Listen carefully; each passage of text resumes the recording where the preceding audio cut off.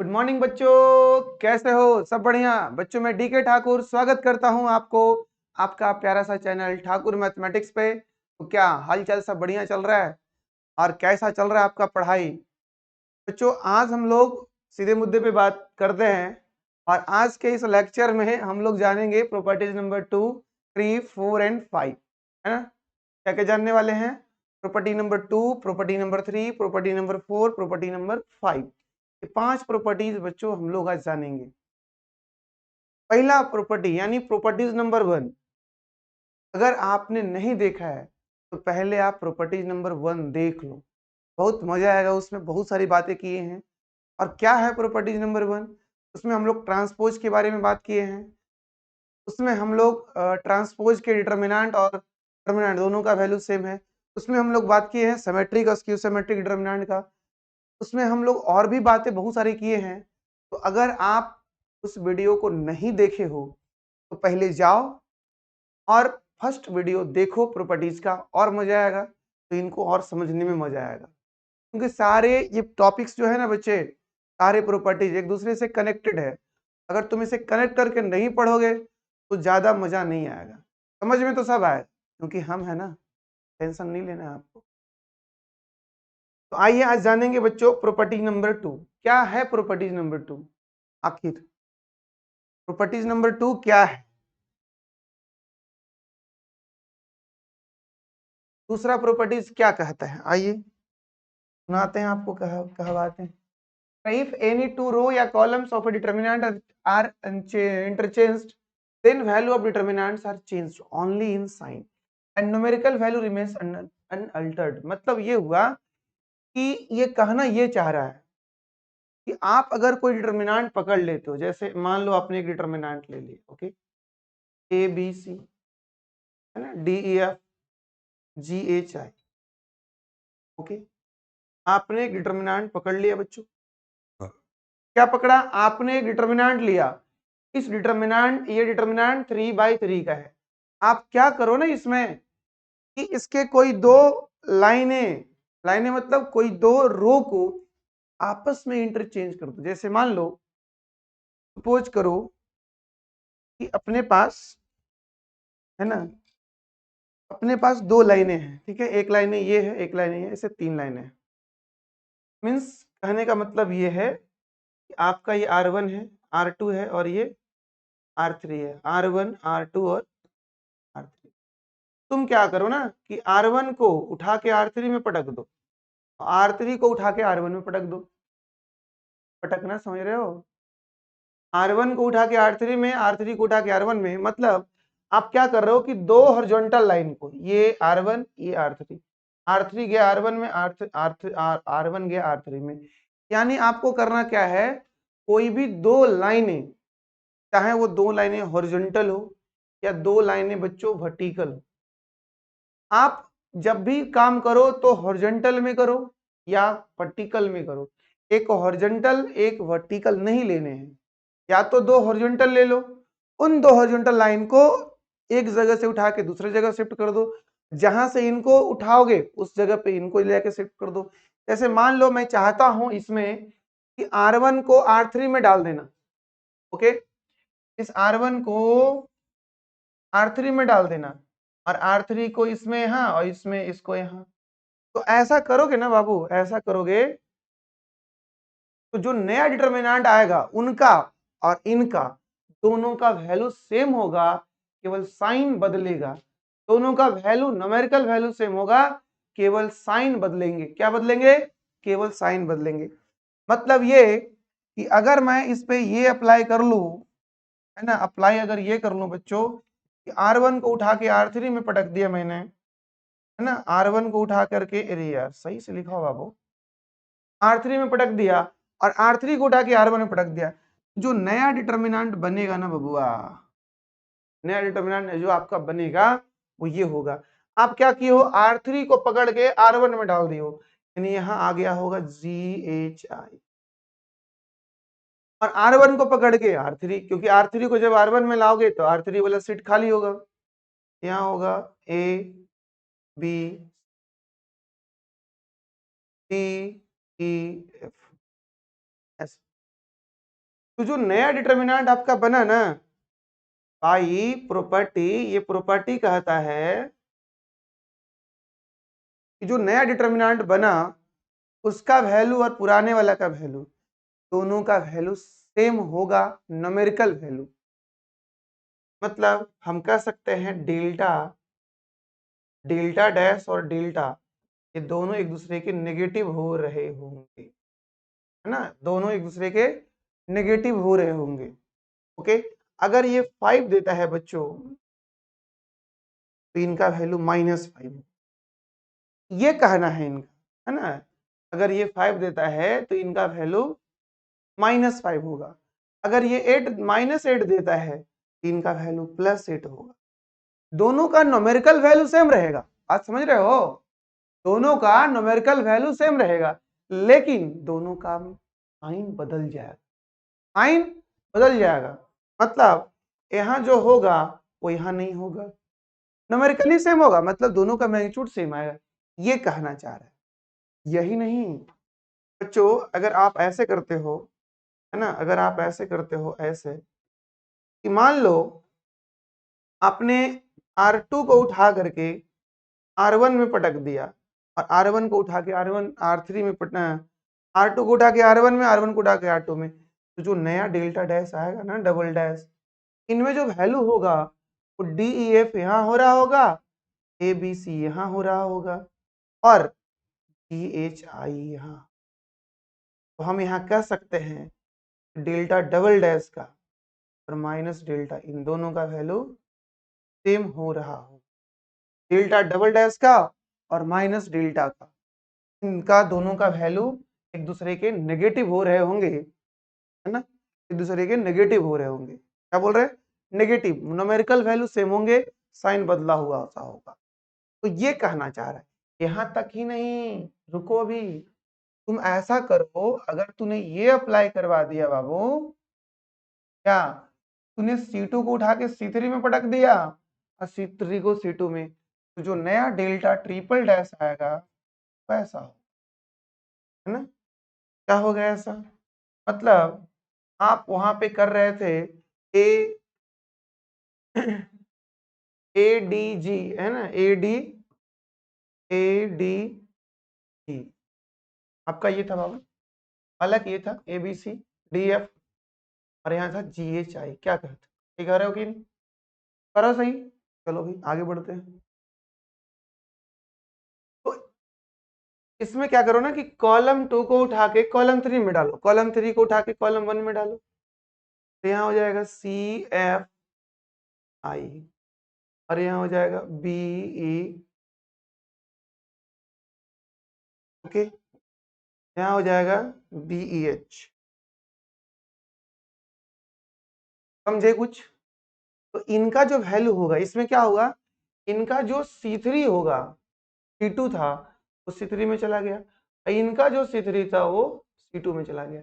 ऐसा करने से जो नया डिटर्मिनेंट बना, नया डिटर्मिनेंट बना, उनका वैल्यू पुराने का वैल्यू एक दूसरे के नेगेटिव हो रहे होंगे, यानी वो पहले वाले वैल्यू का ये नेगेटिव हो रहा होगा।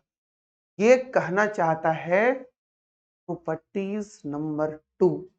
फिर से एक बार समझो, है ना, एक बार तुम फिर से समझो, है ना, क्या समझो, फिर से समझो। देखो क्या करे, इफ, है ना, फिर क्या करे, इफ एनी टू रोज या कॉलम्स आर इंटरचेंज, कोई भी दो रो या कोई भी दो कॉलम्स को आप बदल दो, इंटरचेंज कर दो।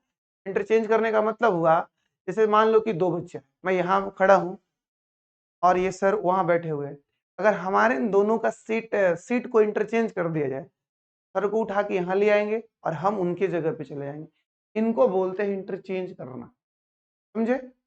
इस सिचुएशन को बोलते हैं, चलो मान लो नहीं समझा, लो भाई, यहाँ सुंदर बालक, यहाँ सुंदर कन्या है, ओके, ये बोल रहा है कि भाई तू मेरे सीट पे आ जाओ और ये बोल रहा है तू मेरे सीट पे, यानी इसको उठा के इसके सीट पे डाल दिए, इनको उठा के इनके सीट पे डाल दिए, और ये लोग दोनों बदमाशी कर रहे थे, राखी लाके राखी बंधवा दिए दोनों, इनको उनके सीट पे डाल दिए, उनको इनके सीट पे डाल दिए। तो इनको बोलते हैं इंटरचेंज करना। क्या बोलते हैं? इंटरचेंज करना। तो ऐसा करोगे तो value of determinants is changed only in sign ना। इस केस में डिटर्मिनेंट का वैल्यू केवल साइन में बदलेगा and numerical value remains unaltered, यानी उनका जो न्यूमेरिकल वैल्यू होगा वो नहीं बदलेगा, ऐसा कहना इनका है। समझ रहे हो विनोद? चलो, तो प्रॉपर्टीज नंबर 2 बच्चा आपको क्लियर हुआ। आगे जानते हैं प्रॉपर्टीज नंबर 3 क्या। ये कह रहा है इफ एटलीस्ट टू रो या columns of determinant are identical. वाह, इफ एटलीस्ट टू रोज या कॉलम्स, मतलब एटलीस्ट टू कहने का मतलब बच्चों ये हुआ कि कम से कम दो, कम से कम दो में 2, 3, 4, 5, 6, 7, 8, 9, 10, 11, 12, 13 जितना हो, लेकिन कम से कम दो। If at least two row of determinants are identical, identical कहो तो लिख दिए मैंने सेम। अगर कम से कम दो रो सेम हो जाए then value of determinant is always zero. किसी डिटर्मिनेंट में कोई दो हॉरिजॉन्टल लाइनें सेम हो जाए या कोई दो वर्टिकल लाइनें से हो जाए या तीनों वर्टिकल लाइन सेम हो जाए या तीनों हॉरिजॉन्टल लाइनें बच्चों सेम हो जाए, ऐसा होने से उस डिटर्मिनेंट का वैल्यू जीरो होगा हमेशा, ऐसा इनका कहना है। एग्जांपल दूं? दो एग्जांपल, लो एग्जांपल। चलो, 2, 4, 6, 5, 6, 7, यहाँ हो गया 2, 4, 6। ऐसा करने से जो नया डेल्टा बनेगा बच्चों, आप क्या देख रहे हो यहाँ, R1 बराबर R3 है ना, R1 बराबर R3। ऐसा करने से जो नया डेल्टा बनेगा इनका वैल्यू जीरो हो जाएगा। नया डेल्टा जो बनेगा इनका वैल्यू जीरो हो जाएगा, ऐसा इनका कहना था, है ना, ऐसा इनका कहना। तुम्हारा मर्जी हो तो तुम सबको सेम कर दो यार, 1 2 3 है ना, 1 2 3, मान लो यहाँ 4 5 6 दे दे। इसमें क्या राय है सर? इनमें इनमें इनमें इनमें C1 बराबर C2 है। ऐसा करने से ना जो मेरा डेल्टा 1 बनेगा वो क्या हो जाएगा, जीरो हो जाएगा। डेल्टा 1 जीरो हो जाएगा, है ना, डेल्टा 1 जीरो हो जाएगा। क्यों? क्योंकि दो कॉलम सेम आ गया। ये कहना किनका था? तो ही क्यों, तुम और ले लो यार, है ना, तुम और ले लो। चलो थर्ड ले लेते हैं, डेल्टा 3 लेते हैं, डेल्टा 3, 1 2 3, फिर ले लो 1 2 3, फिर से ले लो 1 2 3। बताओ इनका वैल्यू क्या होगा? यहाँ पे बच्चों R1 बराबर R2 बराबर R3, जब दो पे जीरो हो रहा है इसका मतलब डेल्टा 3 भी जीरो होगा, है ना, डेल्टा 3 भी जीरो होगा। अगर दो पे वैल्यू जीरो हो रहा है तो तीसरे वाले का वैल्यू भी जीरो होगा, चौथे वाले, मतलब अगर 3 कॉलम सेम हो, 3 रो सेम हो, 2 रो सेम हो, मतलब कहना यह है इनका कि मिनिमम अगर दो कॉलम सेम हो जाए, मिनिमम अगर दो रो सेम हो जाए तो भी इनका वैल्यू जीरो हो जाए। तो 3 भी सेम हो सकता है, 4 भी हो सकता है, जैसा हो। तुम एक और एग्जांपल ले सकते हो यार। चलो डेल्टा 4, ठीक है, मान लो मैंने यहाँ ले लिया राजू, मान लो यहाँ मैंने ले लिया काजल, मान लो यहाँ ले लिए पप्पू, पप्पू, चलो जी पप्पू, फिर मैंने यहाँ ले लिया राजू, फिर मैंने यहाँ ले लिया काजल, फिर मैंने यहाँ ले लिया पप्पू, फिर हमने यहाँ लिया, चलो जी, बाबू भैया, मुन्ना भैया, श्याम या शाम लिख दो। तो भी इनका वैल्यू बच्चों क्या होगा कि यहाँ R1 बराबर R2 है, इसलिए यहाँ पे भी वैल्यू इनका जीरो ही होगा। क्या समझ रहे हो? यस, सही पकड़ा आपने बच्चों। तो ये था प्रॉपर्टीज नंबर 2। ये आपको ये सिखाना चाह रहा था कि अगर कम से कम दो हॉरिजॉन्टल लाइनें सेम हो गई तो वैल्यू इनका जीरो होगा हमेशा, कम से कम अगर दो सेम हुई। आइए आप जानिए तीसरा प्रॉपर्टी, चौथा प्रॉपर्टी। फोर्थ प्रॉपर्टीज क्या कहता है बच्चों, वो समझो। फोर्थ प्रॉपर्टी ये बोलता है कि इफ एटलीस्ट टू रो या columns are proportional then value of determinants is always zero. Proportional समझते हो, एक दूसरे के मल्टीपुल्स, एक दूसरे के मल्टीपुल्स। जैसे मैं एक डिटर्मिनेंट लेता हूँ, यहाँ ले लेता हूँ 1 2 3, ठीक है, यहाँ 4 5 6, यहाँ लेते हैं 3 6। तुम क्या देख रहे हो, बताओगे मुझे, क्या दिख रहा है तुम्हें, क्या दिख रहा है बताओगे? यस सर बताएंगे। बच्चों आप ये देख रहे हो कि R1 और R3, R1 और R3, यानी R1 प्रोपोर्शनल है R3 का। क्यों? क्योंकि भाई R1 बाई R2 अगर करेंगे, 3 करेंगे तो कोई ना कोई कांस्टेंट आएगा, कोई ना कोई कांस्टेंट आएगा। अगर मैं R1 को R3 से डिवाइड करूंगा तो, या R3 को R1 से डिवाइड करूंगा, करके देखो यार, है ना, करके देखो। पहला पहला करो, इनका पहला और इनका पहला करो, फिर इनका दूसरा लो, इनका दूसरा लो, तो 2/6 होगा, है ना, 2/6। फिर इनका लो, 3/9। देखो तो सब सेम दे रहे हैं क्या, बोलो। ये भी 1/3 दे रहा है जी, ये भी कैंसिल होके 1/3 लाएगा जी, और ये भी कैंसिल होकर के 1/3 लाएगा जी। ऐसा करने से तो हम कह सकते हैं बाई प्रॉपर्टी हमें ये समझा रहा है ना, बाई प्रॉपर्टी ये समझा रहा है कि डेल्टा का वैल्यू बच्चों 0 होगा। क्या प्रॉपर्टी समझा रहा है? डेल्टा का वैल्यू 0 होगा। क्या प्रॉपर्टी बता रहा है? डेल्टा बिकम्स 0, है ना, डेल्टा बिकम्स 0। ओके, दूसरा एग्जाम्पल ये ले लो, ऐसा काम रो में ही नहीं कॉलम में भी हो सकता है। कम से कम 2 प्रोपोर्शनल हो जाए, 2 में तो काम हो जाएगा। अगर मैं डेल्टा 1 ले लूं, यहाँ ले लूं 2 3 5, 1 2 3, यहाँ ले लूं 4 6 और 10, तो तुम यहाँ पाओगे क्या, है ना, यहाँ क्या पाओगे कि C1 प्रोपोर्शनल है C3, क्योंकि ये इन दोनों इसका मल्टीपल्स करेंगे आ जाए। देखो भाई, है ना, 2/4, 3/6 और 5/10। बच्चों इनको भी सॉल्व करोगे, इनको भी सॉल्व करोगे, इनको भी सॉल्व करो, सबका वैल्यू कितना आ रहा है 1/2। तो हम कह सकते हैं यहाँ पे डेल्टा 1 का भी वैल्यू 0, ऐसा हम बोल सकते हैं। ऐसा कहना किनका है? ऐसा कहना है प्रॉपर्टी संख्या 4 का। और बहुत ज्यादा चीज यहाँ पे हमें समझने की जरूरत नहीं है, और बहुत डिंग डोंग करने की भी जरूरत नहीं है बच्चों। क्यों? क्योंकि ये सिंपल बोला है, प्रोपोर्शनल वैल्यू बिकम्स 0।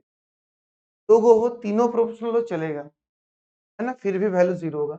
जब 2 पे 0 हो रहा है यार, 3 पे क्यों नहीं होगा बताओ, तुम ही बताओ। अब आइए आपका पांचवा प्रॉपर्टी और अंतिम प्रॉपर्टी कुछ, है ना, पांचवा प्रॉपर्टी और अंतिम प्रॉपर्टी। ये क्या कर रहा है? If each element of a row is written as a sum of 2 और मोर टर्म्स, यानी आइटम्स। आइटम समझ में आया? ओ हो, आइटम तो तू समझ गया हो, है ना, आइटम तो तू समझ में गए।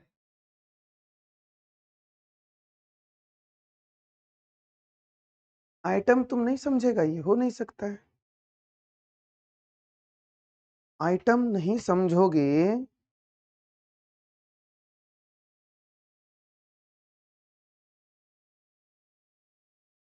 बच्चों, रात रात भर जग जग करके पढ़ना चालू कर दो। रात रात भर जाग जाग के पढ़ना, ऐसा ना सोतो सुनो सुतो मत, ऐसा नहीं बोल रहे कि सोना बंद कर दो। रात रात भर जाग के तुम पढ़ना चालू कर दो, क्योंकि जब जब तुम्हारी नींद अधूरी होगी ना, तुम्हारी नींद अधूरी, तभी तुम्हारे सितारे चमकेंगे। भविष्य के सितारे तभी चमकेंगे जब नींद अधूरी होगी।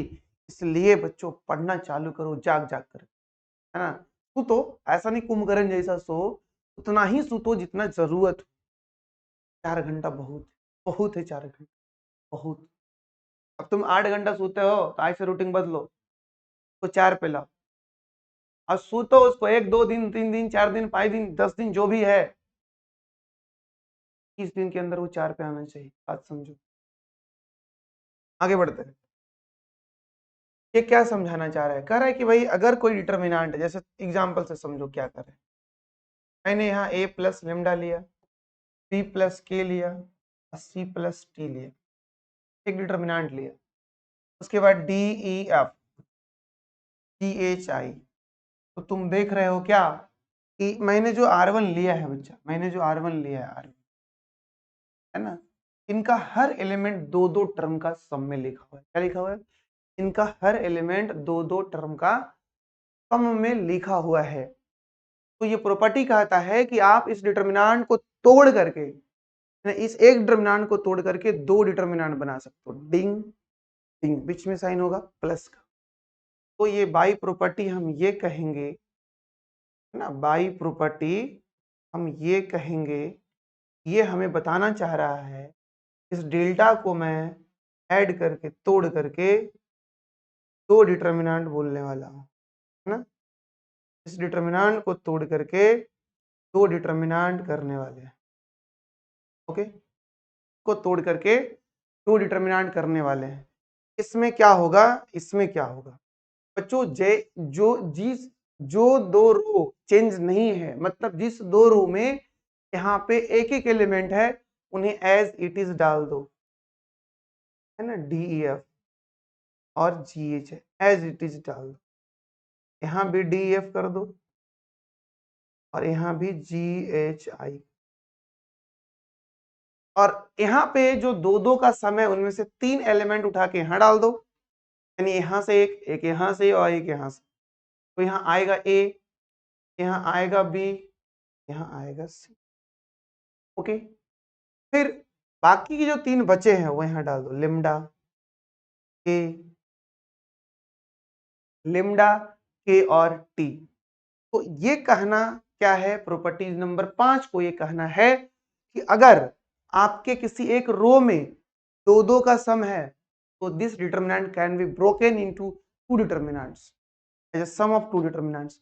अगर इनके किसी एक रो में तीन डिटर्मिनेंट का सम, जैसे ये ले लो, है ना, डेल्टा वन, मैं ऐसा लिख दूं ए T1 plus U1, B T T2 plus U2, D के बाद बच्चों E T T3 plus U3, H I, ऐसा ऐसा ही है।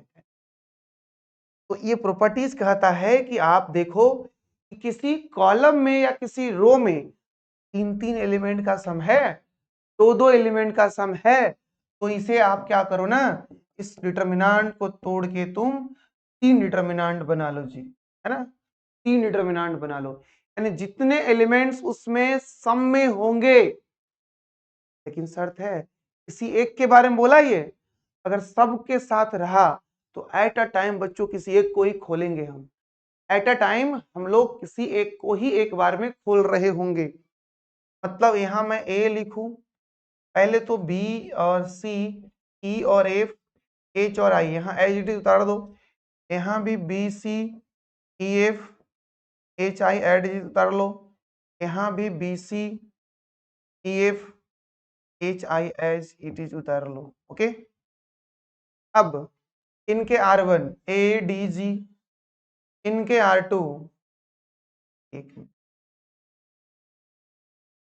T1 T2 T3 डाल दिए। इसमें बच्चों आप U1 ले लो, U2 ले लो, U3 ले लो, ऐसा कर लो। ये डिटर्मिनेंट प्लस ये डिटर्मिनेंट प्लस ये डिटर्मिनेंट, इन तीनों डिटर्मिनेंट का सम करोगे, डिटर्मिनेंट के वैल्यू के बराबर होगा। अब ऐसा जरूरत क्यों पड़ेगा? बहुत बार बच्चे हमारे पास जो क्वेश्चंस होंगे यहाँ लेंदी हो रहे होंगे, तो मैं उसे अलग कर करके और उसे सेपरेटली सॉल्व करके ऐड कर लूंगा। कन्वर्स भी कर सकते हो, अगर इन तीनों को ऐड करने दे तो ऐड करके ऐसा बना सकते हो। ध्यान रखना एडिशन के टाइम में, ध्यान रखना कि जब भी तुम जोड़ो तो उनको जोड़ो जो डिस्टर्बेंस में है, जिसमें डिस्टरबेंस नहीं है उन्हें एज इट इज कॉपी कर दो। क्या कर दो? As it is copy. मतलब जैसे इसमें अगर मुझे ये दिया जाए और ये करने को बोला जाए तो मैं क्या करूंगा? देखूंगा कि भाई इनका कॉलम 2 कॉलम 3, इनका कॉलम 2 इनका कॉलम 3, इनका कॉलम 2 कॉलम 3 सेम है तो इनके कॉलम 1 कॉलम 1 कॉलम 1 ऐड हो जाएंगे। जैसे आप एक एग्जांपल के थ्रू समझिए, है ना, आप एक एग्जांपल के थ्रू समझिए। मैं आपको दो डिटर्मिनेंट दे रहा हूं, ओके। यहाँ दे रहा हूँ 1 2 3, यहाँ दे रहा हूँ ए बी सी, यहाँ दे रहा हूँ डी एफ, यहाँ भी दे रहा हूँ 1 2 3, यहाँ दे रहा हूँ सी एच आई, यहाँ दे रहा हूँ डी ई एफ, और मुझे इनको जोड़ना है ना। तो आप क्या करोगे? देखो इसमें किसमें बदलाव हुआ है कि नहीं हुआ है। तो इसका R3 और R1 जैसे है वैसे यहाँ भी R3 R1 है। तो बदलाव किस में हुआ है बच्चों? तो बदलाव हुआ है इसके R2 में। तो तुम क्या करो, जो नया डिटर्मिनेंट बनाओ ना, जो नया डिटर्मिनेंट बनाओ उसमें क्या करो कि जो भी तुम R1 R2 है उसको एज इट इज कॉपी कर दो क्योंकि इसमें कोई बदलाव हुआ नहीं सी। और जो R2 है R2 उन्हें ऐड कर दो। तो यहाँ बना लोगे A प्लस जी, यहाँ बना लोगे B प्लस एच, यहाँ बना लोगे C प्लस आई। और जो ऐसा नया डिटर्मिनेंट जो बनेगा उनका वैल्यू पुराने वाले वैल्यू का, इनका वैल्यू जो होगा और इन दोनों को ऐड करने के बाद का जो वैल्यू होगा दोनों सेम होगा। ये कहा ऐसा कब नहीं कर पाओगे? जैसे मैं मान लो एक नया एग्जांपल दो, 1 2 3 4 5 6 ए बी सी कर दिया बच्चों ने, ठीक है। फिर मैंने यहाँ किया 1 2 3 किया, टी क्यू आर कर दिया और यहाँ टी यू भी कर दिया। अब बताओ क्या इसे ऐड कर पाओगे या नहीं? कमेंट में जरूर बताओ क्या ऐड कर पाओगे इसे या नहीं। और ऐड कर पाओगे तो रीजन क्या है? क्या ऐड करने की रीजन है? क्योंकि जब हम इसे तोड़ के दो बना सकते हैं तो उन दोनों को जोड़ के 1 भी तो बना सकते हैं। बोलो, और ऐसा कर सकते हो? बताओ मुझे क्या होगा? क्या होगा बताओ? कुछ नहीं होगा यार। आपको देखना यह है जब भी जोड़ घटाव हो रहा होता है ना, जब भी जोड़ घटाव तो हम लोग करते क्या है? हम लोग कर रहे होते हैं, चेक कर रहे होते हैं इनका R1 जो है बच्चों सेम है, इनका R2 इनका R2 सेम नहीं है, चलो मानते हैं। इनका R3 ये भी सेम नहीं है। तो यहाँ क्या हुआ? यहाँ दो रो में बदलाव हो गया। होना एक रो में चाहिए था और हो गया दो रो में, इसलिए हम इसे कह सकते हैं can't be added.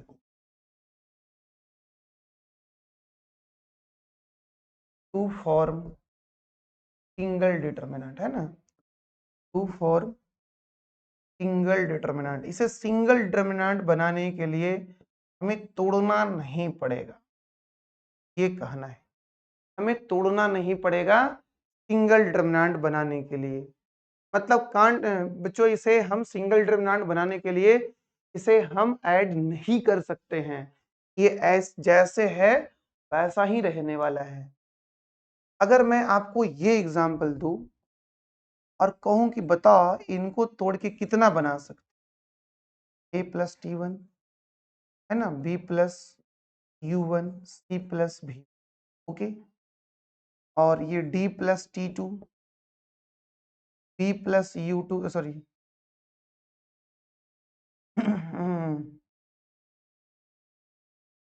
e plus U2 और E F plus T1 V2 और A B C D F G plus, चलो यार हटा इसको, लो यार हटा देंगे, T3 प्लस अल्फा 1। फिर बच्चों मैं यहाँ ये कर दूं क्या, H plus U3 plus alpha 3। फिर मैं ये कर दूं I plus G3 plus alpha 4, ऐसा। तो बताओ इनको ब्रेक करके मैं कितना डिटर्मिनेंट बना सकता? What is this is the question here that बच्चों। ये सवाल है यहाँ कि इनको तोड़ूं तो सिंगल सिंगल एलिमेंट वाले कितने डिटर्मिनेंट बनेंगे, ये मुझे बताइए। तो बताओगे क्या? कितना डिटर्मिनेंट बनेगा, बता पाओगे? चलो बताओ, जल्दी से बताओ मुझे, मैं आपके कमेंट्स का इंतजार कर रहा हूं, जल्दी बोलो। तो इनके लिए मैं आपको बच्चों फंडामेंटल प्रिंसिपल ऑफ काउंटिंग बता रहा हूं भाई। F T fundamental principle of counting. Counting का प्रिंसिपल रूल कहता है, आप परमुटेशन में पढ़े होगे, इनको तोड़ने के कितने तरीके जी? दो तरीके जी। इनको लिख दो जी। इनके तरीके, इनको तोड़ने के कितने तरीके जी? दो तरीके जी। इनको तोड़ने के कितने तरीके जी? तीन तरीके जी। और ऐसा काम आपको साइमल्टेनियसली करना पड़ेगा, यानी सबको तोड़ेंगे। जब हम R1 तोड़ रहे होंगे तो R2 R3 as it is copy हो रहा होगा, फिर R2 तोड़ेंगे। इस प्रकार से जब पूरे को तोड़ेंगे तो 2 2 जा 4, 4 2 3 जा बच्चों 12, यानी 12 डिटर्मिनेंट्स बन रहे होंगे, है ना? 12 डिटर्मिनेंट बन रहे होंगे, 12 डिटर्मिनेंट। समझे कुछ? क्या समझे? 12 डिटर्मिनेंट बन रहे होंगे। इसका, इनका 12 डिटर्मिनेंट बन रहे होंगे, 12 इनका बच्चों, इनसे 12 डिटर्मिनेंट बन रहे होंगे सिंगल सिंगल एलिमेंट वाला। तो ये आप जाने प्रॉपर्टीज नंबर 5 में कि अगर ये कहता है, फिर से समझ लो एक बार क्या कहता है, each element of a row या column written as a sum of two और मोर आइटम्स। अगर किसी रो का हर एलिमेंट दो या उससे ज्यादा आइटम्स के सम में लिखे हुए, then determinants is equal to sum of two और मोर डिटर्मिनेंट, है ना, टू और मोर डिटर्मिनेंट, ये कहना है बच्चों इनका। तो आज के इस वीडियो में हम लोग बच्चों जाने हैं, क्या क्या जाने हैं, एक बार रिपीट मैं मार दूं आपको। आप जाने हैं 2 नंबर प्रॉपर्टी, 3 नंबर, 4 नंबर और 5 नंबर। दो प्रॉपर्टी क्या कह रहा था कि भाई अगर दो गो सेम हो गया, गेम खत्म। सॉरी, दो गो को आप इंटरचेंज कर दिए ना, दो गो को आप इंटरचेंज कर दिए तो वैल्यू आपका बदल जाएगा, ऐसा कहना था इनका। और बदलेगा तो केवल साइन बदलेगा, न्यूमेरिकल वैल्यू नहीं बदलेगा। फिर आप प्रॉपर्टी नंबर 3 पे आए, ये कह रहा था कि अगर किसी भी दो हॉरिजॉन्टल लाइन या वर्टिकल लाइन सेम हो गया कम से कम तो जीरो हो जाएगा। फिर आप पढ़े चौथा प्रॉपर्टी, ये बोल रहा है कि प्रोपोर्शनल होगा तो जीरो हो जाएगा। और पांचवा और इंपॉर्टेंट प्रॉपर्टी ये बोला कि अगर दो टर्म का सम में लिखा हुआ है, उस डिटर्मिनेंट को हम तोड़ करके दो और उससे ज्यादा डिटर्मिनेंट बना सकते हैं, अगर दो या दो से ज्यादा एलिमेंट्स का सम लिखा हुआ हो तो बच्चों इस वीडियो में हम लोग यहीं तक बात करेंगे। अगले लेक्चर में जानेंगे property number 6, 7 and so on. तो फिर मिलते हैं अगले लेक्चर में, तब तक के लिए जय हिंद।